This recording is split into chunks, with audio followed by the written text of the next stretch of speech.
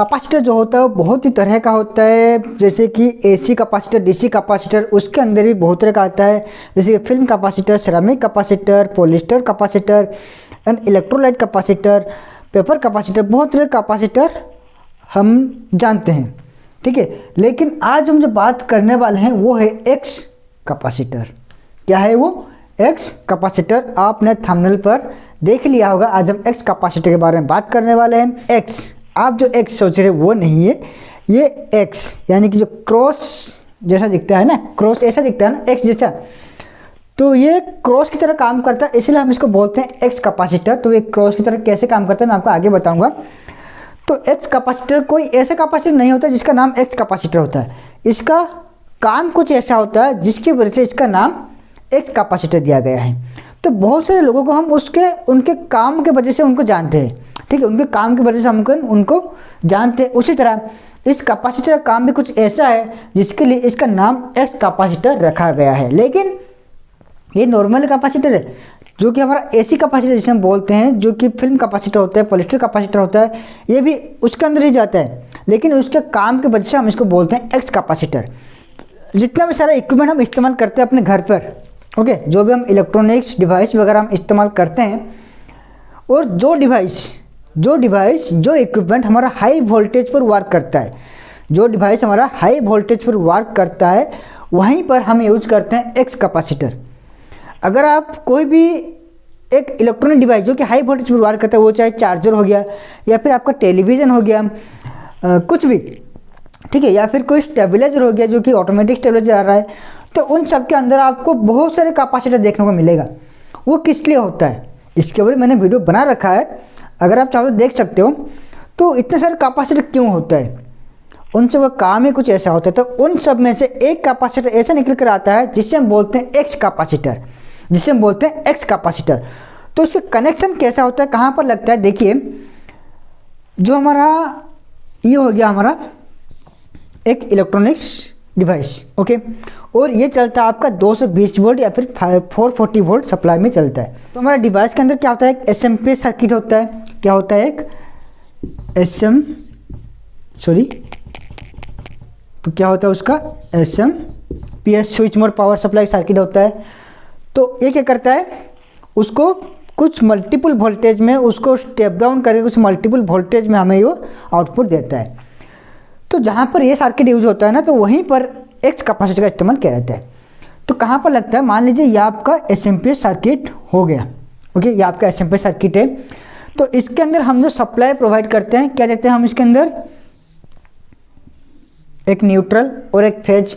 तो ये हो गया आपका लाइफ, ये हो गया आपका न्यूट्रल, और ये आपका फेज, ये आपका न्यूट्रल। तो हम जो एक्स कैपेसिटर इस्तेमाल करते हैं ना, वो कहाँ पर लगता है? यहाँ पर लगता है, ओके। जो हमारा जो फेज है, जो कि इसके अंदर सप्लाई जा रहा है, वो चाहे फेज और न्यूट्रल हो या फिर L1 और L2 यानी कि दो फेज हो, ठीक है, जो भी हो, उसके एक्रॉस पर जो लगता है ना, जो कैपेसिटर लगता है, उसको हम बोलते हैं एक्स कैपेसिटर, ओके। तो अभी हम बात करते हैं इसका काम क्या होता है, इसे हम किस लिए इस्तेमाल करते हैं। वैसे इसका काम इतने भी ज़्यादा नहीं है, इसका इतना भी ज़्यादा रिक्वायरमेंट नहीं है। अगर हम इसका इस्तेमाल नहीं करेंगे फिर भी हमारा कंपोनेंट जो कि डिवाइस है वो भी काम करेगा। ऐसा नहीं कि इसके बिना कोई भी डिवाइस काम नहीं करेगा, काम करेगा। अगर ये किसी भी सर्किट में आपको ख़राब दिखता है, ख़राब हो जाता है, आप इसको निकाल दीजिए, आपका डिवाइस काम करेगा। लेकिन इसका काम भी कुछ ऐसा है जिसके लिए इसको लगाया गया है, ये कुछ इंपॉर्टेंट रोल भी यहाँ पर प्ले करता है। तो वो क्या है? देखिए, हम जो सप्लाई अपने घर पर इस्तेमाल करते हैं वो होता है एसी का, और वो जो एसी का सप्लाई होता है ना, वो प्योर नहीं होता है।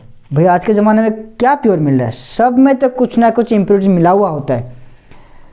यहाँ पर कुछ भी आप देख लो, सब में कुछ ना कुछ मिलावट है।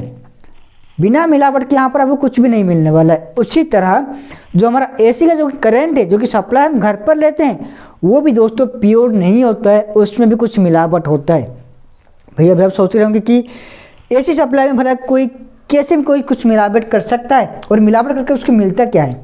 तो देखिए भाई, उसके अंदर कोई मिलावट नहीं करता है। उसके अंदर जो मिलावट करता है ना, वो हम ही करते हैं। एसी सप्लाई के अंदर जो मिलावट होता है, जो कि नॉइज होता है, जिसको हम नॉइज बोलते हैं, वो हम ही करते हैं। वो जो मिलावट होता है वो हम ही करते हैं, ठीक है, वो कोई और नहीं करता है, वो हम ही करते हैं। ठीक है, तो वो कैसे होता है, तो उसके अंदर जो कि नॉइज होता है, दो तरह का नॉइज होता है। ओके, एक होता है आपका RFI, एक ही आपका RFI जिसे हम बोलते हैं रेडियो फ्रीक्वेंसी इंटरफेरेंस, और एक होता है आपका EMI। ठीक है, तो EMI क्या है, इलेक्ट्रोमैग्नेटिक इंटरफेरेंस। तो हमारा जो AC सप्लाई होता है ना, ये जो AC सप्लाई होता है ना, इसके अंदर ये दो तरह का चीज़ यहाँ पर आ जाता है, और भी बहुत कुछ आते हैं, मैं आपको आगे बताऊंगा। तो एक हो गया आपका RFI यानी कि रेडियो फ्रीक्वेंसी इंटरफेरेंस, जो कि हमारा चारों तरफ हम बहुत सारा सिग्नल इस्तेमाल करते हैं कम्युनिकेशन सिस्टम के लिए। ओके, कम्युनिकेशन पर्पज के लिए हम रेडियो फ्रीक्वेंसी का इस्तेमाल करते हैं, तो उसकी वजह से यहाँ पर भी अच्छी सप्लाई में कुछ डिस्टर्बेंस क्रिएट होता है, और वो जो फ्रीक्वेंसी यहाँ पर वो मिल जाता है। ठीक है, जिसकी वजह से यहाँ पर कुछ नॉइज क्रिएट होता है। और एक होता है आपका EMI इलेक्ट्रोमैग्नेटिक इंटरफेरेंस, जो कि कहाँ पर बनता है, हम जो इलेक्ट्रॉनिक्स डिवाइस इस्तेमाल करते हैं उसके अंदर बनता है। और ये जो EMI है ना, ये भी इसी की वजह से बनता है। ओके, ये भी RFI की वजह से भी EMI बनता है। ओके, तो और क्या है, और है क्या आपका सर्ज वोल्टेज। ठीक है, और आपका सर्ज वोल्टेज, ठीक है, जिसकी वजह से भी आपका यहाँ पर डिस्टर्बेंस क्रिएट होता है, नॉइज क्रिएट होता है। तो उन्हीं सब नॉइज से बचाने के लिए, क्योंकि अगर वो नॉइज हमारे डिवाइस के अंदर चला जाए, तो आपको पता है अगर कहीं पर नॉइज आता है तो वहाँ पर क्या होता है। ओके, तो मान लीजिए आप फ़ोन पर बात कर रहे हो। ओके, आप फ़ोन पर बात कर रहे हो और आप जिससे बात कर रहे हो उसके बैकग्राउंड में बहुत सारा नॉइज है, वो ट्रैफिक में फंसा हुआ है या फिर कहीं पर है जहाँ पर बहुत सारा नॉइज है, क्या आपको उसकी बात अच्छे से सुनाई देगा? नहीं देगा ना। उसी तरह अगर आप अपने डिवाइस में कुछ नॉइज चला जाता है, आपके डिवाइस में कुछ नॉइज चला जाता है, तो डिवाइस क्या अच्छे से काम करेगा? नहीं करेगा। उसके अंदर जितने भी सारे कंपोनेंट हैंगे ना, वो सब डिस्टर्बेंस हो जाएंगे। ठीक है, वो सब डिस्टर्बेंस हो जाएंगे, वो ठीक से काम नहीं कर पाएंगे, क्योंकि कुछ नॉइज आ रहा है। वो जैसे काम करना चाहिए उन सबको वो काम नहीं करेंगे, क्योंकि उसके अंदर कुछ नॉइज आ रहा है। ठीक है, तो उन सब नॉइज को रेक्टिफाई करने के लिए, उन सब नॉइज से बचाने के लिए हम यहाँ पर एक कैपेसिटर इस्तेमाल करते हैं, जिससे हम बोलते हैं फिल्टर कैपेसिटर, जिसे हम बोलते हैं, और सेफ्टी कैपेसिटर भी बोलते हैं। ठीक है, इस कैपेसिटर का काम क्या होता है, जो कि नॉइज आता है उन सबको ये ग्राउंड में भेज देता है। ओके, ये सब क्या करता है, ग्राउंड में उसको भेज देता है, जो कि न्यूट्रल होता है वहाँ पर इसको भेज देता है। ओके, अभी आप सोच रहे होंगे कि अगर ये सप्लाई को ग्राउंड न्यूट्रल में भेजता है, तो जो लाइव सप्लाई जो कि फेज यहाँ पर आ रहा है उसको भी भेज सकता है। लेकिन एक बात मैं आपको बता देता हूँ, जो कि कैपेसिटर होता है, ठीक है, जो कैपेसिटर होता है ना, इसका रेजिस्टिविटी बहुत ही हाई होता है, इसका रेजिस्टेंस बहुत ही हाई होता है, जिसकी वजह से ये करंट को यहाँ से यहाँ तक फ्लो नहीं करता है। ओके, इसीलिए हम कैपेसिटर को पैरेलल कनेक्शन करते हैं। ये कब करंट को कंडक्शन करता है, जब इसका कैपेसिटिव रिएक्टेंस डिक्रीज होता है। ठीक है, कैपेसिटिव रिएक्टेंस यानी कि XC। तो कैपेसिटिव रिएक्टेंस कब डिक्रीज होता है, जब इसके एक्रॉस में फ्रीक्वेंसी चेंज होता है। हमें पता है XC is equal to 1/2πfc। ठीक है, 2πfc। तो अगर 2π और c को अगर हम कांस्टेंट ले लेते हैं और इसको मिटा देते हैं, तो बचा क्या, फ्रीक्वेंसी। अगर यहाँ पर फ्रीक्वेंसी इंक्रीज होता है तो XC डिक्रीज होगा, और अगर फ्रीक्वेंसी डिक्रीज होता है तो XC इंक्रीज होगा। यानी कि फ्रीक्वेंसी के ऊपर डिपेंड करता है इसका कंडक्टिविटी। अगर इसके अक्रॉस में फ्रीक्वेंसी बढ़ जाता है तो क्या करेगा, ये जो कैपेसिटर है ये यहाँ पर एक कंडक्टर जरा वर्क करने लगेगा। तो देखिए ये कैसे हमें प्रोटेक्शन देता है। ये जो RFI है, सॉरी ये जो RFI है, रेडियो फ्रीक्वेंसी इंटरफेरेंस, तो हम जो रेडियो फ्रीक्वेंसी इस्तेमाल करते हैं वो हाई फ्रीक्वेंसी का होता है। ओके, और हम जो घर पर जो सप्लाई इस्तेमाल करते हैं वो कितना होता है आपका 50 हर्ट्ज, और ये जो होता है आपका kilo hertz and mega hertz and giga hertz में होता है। ठीक है, ये जो आपका होता है ये आपका kilo hertz, mega hertz and giga hertz में होता है। तो जब हाई फ्रीक्वेंसी इसके एक्रॉस में आएगा तब क्या होगा, मैंने आपको बताया कि अगर यहाँ पर फ्रीक्वेंसी इंक्रीज होता है तो inductive reactance, sorry capacitive reactance क्या होगा, डिक्रीज हो जाएगा। तो जब हाई फ्रीक्वेंसी आएगा तो क्या होगा, ये यहाँ पर उसको कंडक्शन करने लगेगा, ये यहाँ पर एक कंडक्टर की तरह बिहेव करने लगेगा। किस कंडीशन में, जब इसके अक्रॉस में फ्रीक्वेंसी हाई होगा, जब ये वाला फ्रीक्वेंसी आएगा, जब ये वाला नॉइज यहाँ पर आएगा, तब क्या करेगा, वो उस नॉइज को न्यूट्रल पर भेज देगा, वापस वो अपना लाइन उसको भेजेगा, भाई जो जिस रास्ते में आया था वहीं से चला जा। ठीक है, तो तो उसके बाद देखिए, अगर यहाँ पर EMI आता है, अगर इलेक्ट्रोमैग्नेटिक इंटरफेरेंस आता है जिसकी वजह से हाई फ्रीक्वेंसी क्रिएट होता है, इलेक्ट्रोमैग्नेटिक इंटरफेरेंस की वजह से भी हाई फ्रीक्वेंसी यहाँ पर क्रिएट होता है और हाई वोल्टेज भी थोड़ा बहुत क्रिएट होता है, तो ये क्या करेगा, उसको भी यहाँ पर ये बाईपास करवा देगा। इसको भी हम बाईपास कैपेसिटर इसको हम बोलते हैं, याद आया मुझे, इसको भी हम बाईपास कैपेसिटर इसको बोलते हैं। ये जो भी अनवांटेड सिग्नल है, अनवांटेड नॉइज है, उन सब क्या करेगा, ये बाईपास करवा देगा, ठीक है।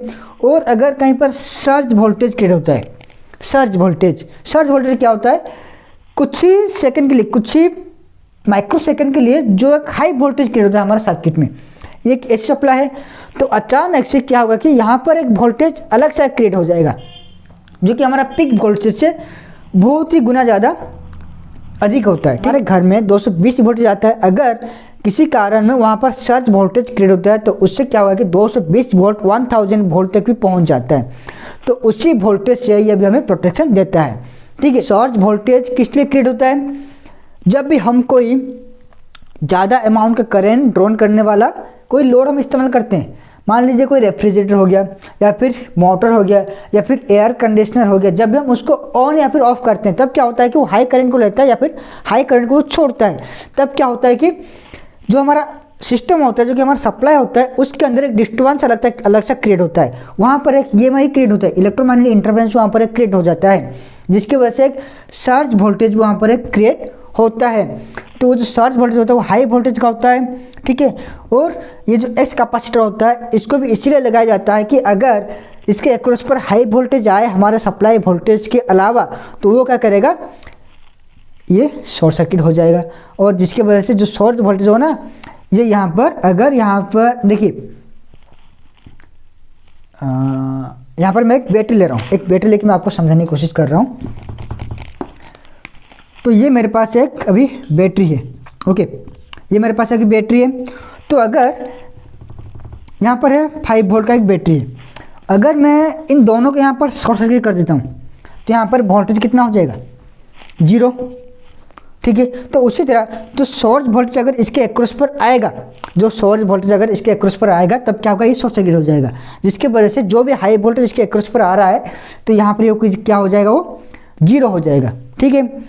और अगर किसी भी कारण से आपका जो सप्लाई वोल्टेज है वो 220 वोल्ट से बढ़कर 500 हो जाता है किसी भी कारण से, या फिर 400 हो जाता है, तब क्या होगा, तब केस में क्या होता है, आपका ये जो कैपेसिटर है ना, जो कि एक्स कैपेसिटर, ये क्या होगा, यहाँ पर ये शॉर्ट सर्किट हो जाएगा। अगर आप इलेक्ट्रॉनिक डिवाइस कभी खोले होंगे जो कि ख़राब हो चुका है, तो उसके अंदर आपने देखा होगा कि जो पावर सप्लाई सेक्शन में जो कैपेसिटर होता है, एक ब्लू कलर का या फिर रेड कलर का या फिर येलो कलर का, वो कई बार वो जल जाता है, और उसके साथ जो फ्यूज लगाया जाता है वो भी जल जाता है, ठीक है। तो वो किस कारण, जब उसके अक्रॉस पर हाई वोल्टेज आता है, ठीक है। तो अगर यहाँ पर कोई हाई वोल्टेज आता है तब क्या होगा, ये यहाँ पर शॉर्ट सर्किट हो जाएगा, ओके। ये जो कैपेसिटर है यहाँ पर शॉर्ट सर्किट की तरह काम करने लगा, कि ये यहाँ पर एक कंडक्टर की तरह काम करने लगेगा। अगर यहाँ पर एक कंडक्टर की तरह काम करता है तो यहाँ पर न्यूट्रल फेज क्या हो जाता है, यहाँ पर शॉर्ट सर्किट, जिसकी वजह से यहाँ पर हाई करंट फ्लो करेगा, और उस हाई करंट की वजह से यहाँ पर जो फ्यूज लगा होगा वो यहाँ पर डिस्कनेक्ट हो जाएगा, या फिर आपके घर पर जो MCB लगा होगा या फिर जो सर्किट ब्रेकर लगा होगा वो यहाँ पर ट्रिप कर जाएगा, जिससे कि आपको प्रोटेक्शन मिल सकता है। तो वही कुछ है जो कि आपका एक्स कैपेसिटर यहाँ पर काम करता है। अगर एक्स कैपेसिटर नहीं है तो आपको किसी भी तरह का कोई प्रोटेक्शन नहीं मिलता। ये एक कैपेसिटर आपको बहुत ही तरह का प्रोटेक्शन आपको प्रोवाइड करता है। इसलिए मैंने आपको बताया था कि इसका काम कुछ नहीं है, लेकिन इसका काम बहुत कुछ है। ये छोटा सा कंपोनेंट है, छोटा सा कैपेसिटर है, इसका काम कुछ नहीं है, लेकिन ये बहुत ही कुछ काम करता है। इससे आप अगर इस्तेमाल नहीं करोगे फिर भी चलेगा, लेकिन अगर आप इसे इस्तेमाल नहीं करोगे तो नहीं चलेगा। समझ सकते हो आप, ठीक है। तो यही कुछ था एक्स कैपेसिटर का काम। तो आशा करते हैं आपको पता चल गया होगा कि एक्स कैपेसिटर क्या है, इसे हम कहाँ पर यूज करते हैं, ठीक है। किस लिए इसका नाम एक्स कैपेसिटर रखा गया है और इसका काम क्या होता है। अगर हम इसको इस्तेमाल नहीं करेंगे तो क्या प्रॉब्लम क्रिएट हो सकता है, ओके।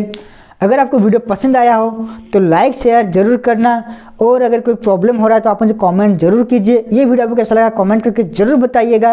और अगर आप हमारे चैनल पर नए हो और इसी तरह का नए नए वीडियो देखना चाहते हो, चैनल को सब्सक्राइब करना मत भूलिएगा, जो कि दोस्तों बिल्कुल फ्री है और वो आपको नीचे मिल जाएगा, रेड कलर का दिखा हुआ है, ठीक है। और वहाँ पर ऑल नोटिफिकेशन पर क्लिक जरूर कर देना। तो दोस्तों आज के लिए बस इतना ही, और फिर मिलते हैं अपने नए वीडियो में कुछ नए ज्ञान के साथ।